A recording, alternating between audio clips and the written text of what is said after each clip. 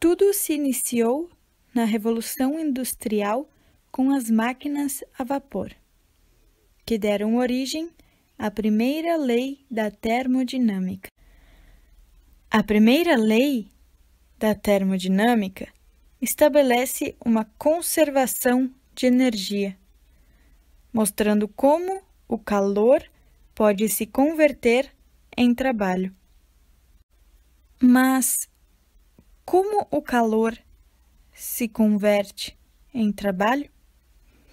Vamos utilizar o exemplo da máquina a vapor. Na máquina, ocorre a queima do carvão, fazendo com que, então, a água se aqueça. Após a água aquecer, é gerado, então, o vapor.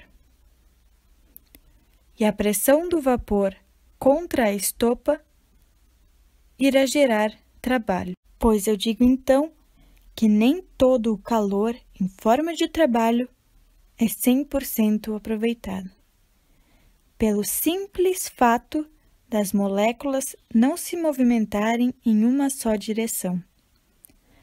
Pois caso se movimentassem, elas focariam um só ponto, assim podendo então ser utilizado 100% do calor em forma de trabalho.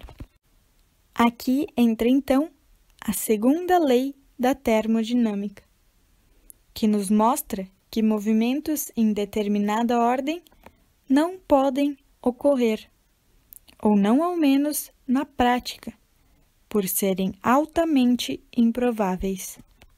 Está aí, então, o porquê das moléculas não focarem todas ao mesmo tempo um só ponto, pois é altamente improvável que no mesmo instante milhões e bilhões de moléculas se movimentem para a mesma direção. O conceito da entropia, juntamente com a segunda lei da termodinâmica, alega que qualquer processo espontâneo aumenta a desordem do universo, e que tal desordem só tende a aumentar cada vez mais. Outro ponto importante para se lembrar é que a entropia apenas aumenta. A desordem apenas aumenta. O mínimo na qual ela pode chegar é zero. Mas o que entropia e segunda lei da termodinâmica tem a ver com viagem no tempo?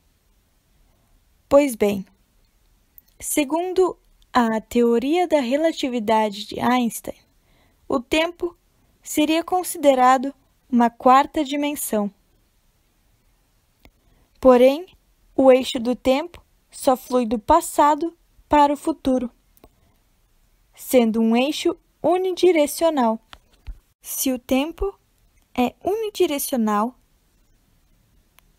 podemos alegar então que o futuro é a direção na qual a entropia tende a aumentar.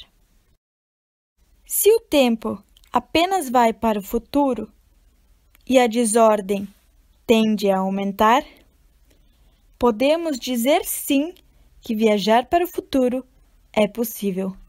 Só não seria possível voltar para o passado.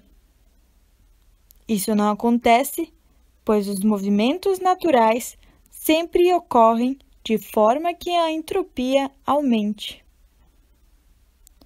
E para voltar para o passado, ela deve regredir em seus números, teoricamente, ficando negativo. Porém, a entropia só chega até zero. O mínimo de entropia que pode existir é zero. Zero, no qual é o presente. Podemos concluir, então, com a explicação sobre as moléculas de vapor, que a diferença entre passado e futuro é uma mera questão de probabilidade.